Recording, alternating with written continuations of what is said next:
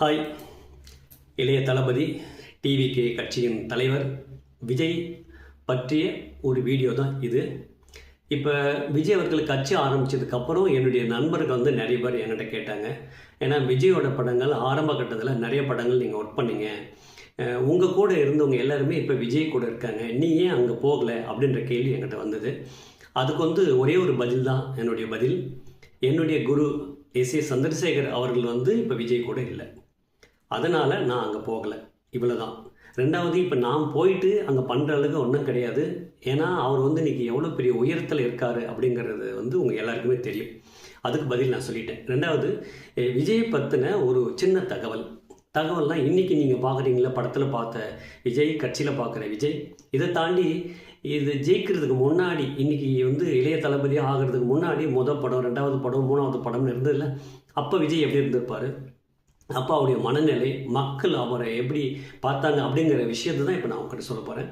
அதாவது முதல் படம் பண்ணி, ரெண்டாவது படம் பண்ணி, மூணாவது படம் பண்ணி படம் தேட்டரில் போயிட்டு இருக்கும்போது நிறைய ரசிகர்கள்லேருந்து வந்த லெட்டர்ஸ்லாம் அவ்வளோ கேவலமாக இருந்தது. இந்த மூஞ்சிலாம் ஹீரோவா, இதெல்லாம் வச்சு நீங்கள் படம் பண்ணுறீங்க அப்படின்னு சொல்லி லெட்டர்ஸ் நிறைய வரும். இதெல்லாம் எங்கள் டேரக்டர் என்ன பண்ணுவார்னா, அசிஸ்டன்ட் டைரக்டர்லாம் உட்கார வச்சுக்கிட்டு, விஜயை உட்கார வச்சுக்கிட்டு இந்த லெட்டரை படித்து காட்டுவார்.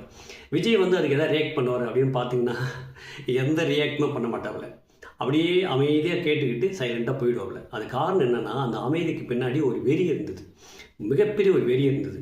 இன்றைக்கி இப்படிலாம் என்ன பேசுகிறீங்களே, நான் உயர்த்து காட்டுறேன் அப்படின்னு சொல்லிட்டு, அதாவது அவர் ரூம்குள்ளே போயிட்டு ஆக்டிங், டான்ஸு, ஃபைட்டு, சிங்கிங் எல்லாத்தையுமே வெறி பிடிச்ச மாதிரி பண்ணுவாப்புல.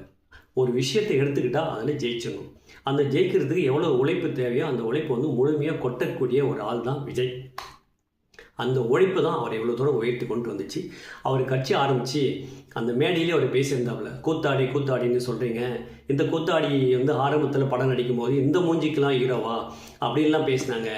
ஒரு சந்தர்ப்பத்துக்கும் வெயிட் பண்ணி ஒரு உச்சத்தை தொட்டேன், அந்த உச்சத்தை விட்டுட்டு தான் இன்றைக்கி நான் கட்சிக்கு வந்திருக்கேன் அப்படின்னு அவர் பேசுனதே நீங்கள் கேட்டிருப்பீங்க. அந்தளவுக்கு ஒரு தொழில் முறை டெடிக்கேட்டடான ஒரு ஆள் அவர் தான் நீங்கள் டிவிக்கு கட்சி ஆரம்பிச்சிருக்காரு. இந்த கட்சியிலேயே நிறைய பேர் இப்போ வெளியிலேருந்து பார்த்தீங்கன்னா களத்துக்கு வாங்க, மைக்கு முன்னாடி வாங்க அப்படிங்கிறாங்க. அவருக்கு ஆல்ரெடி களத்தில் தான் இருந்தார். அவர் பார்க்காத மைக்லாம் ஒன்றும் இல்லை. இப்போ யூடியூப்பில் நீங்கள் நான்லாம் பேசுகிற மைக்லாம் சாதாரண மைக், அவர் டப்பிங்கில் பேசுகிற மைக்லாம் போய் பார்த்தீங்கன்னா மிகப்பெரிய காஸ்ட்லியான மைக். அந்த மைக்லேயே அவர் நிறைய பேசிட்டார், மக்கள்கிட்ட ஆல்மோஸ்ட்டு சினிமா மூலயமா பேசிட்டார், மக்கள் கூட தான் இருக்கார். இது அரசியலுக்காக நான் பேசலை, அரசியல் எனக்கு பிடிக்காது, ஆன்மீகம் சினிமாவை தாண்டி எனக்கு எதுவும் தெரியாது. விஜய் பற்றின ஒரு சின்ன தகவல் தான். டிவிகே கட்சியில் அவர் நிச்சயமாக ஒரு வெறி பிடிச்ச மாதிரி ஜெயிப்பார்ன்றது தான் நான் இதை தகவலாக சொல்கிறேன். பை.